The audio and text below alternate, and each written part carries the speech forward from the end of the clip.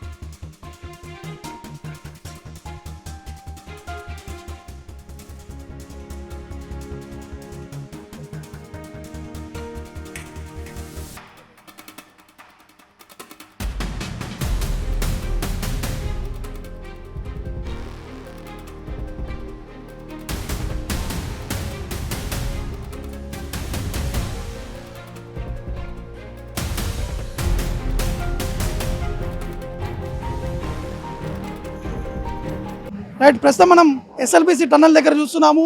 లోపలికి వెళ్ళి తిరిగి బయటికి వస్తున్నటువంటి ఆ ఎంప్లాయీస్ కూడా ఆ విజువల్స్ కూడా కనిపిస్తున్నాయి. వీరందరూ కూడా ఇక్కడ పనిచేసేటువంటి ఆ ఎంప్లాయీస్ వీరు లోపలికి వెళ్ళి కూడా వారి షిఫ్ట్ పూర్తి చేసుకొని వారందరూ కూడా బయటకు కూడా రావడం జరిగింది. आप कहाँ तक गए थे?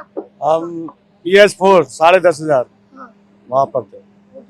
क्या करते हैं? मैं सीनियर इलेक्ट्रीशियन। आप कितना दूर तक जाकर आ रहे हैं आप वहाँ पे? टीबीएम तक हम जा गए। PS5 ओके, टीबीएम तक आपको उधर से और अंदर जाने का कुछ तो रास्ता मिल रहा है? कुछ भी थोड़ा अभी थोड़ा मिल रहा रास्ता, थोड़ा मिल रहा। टीबीएम मिशन निकालने के लिए वो पूरा बाहर आने के लिए और कितना समय लगता होगा?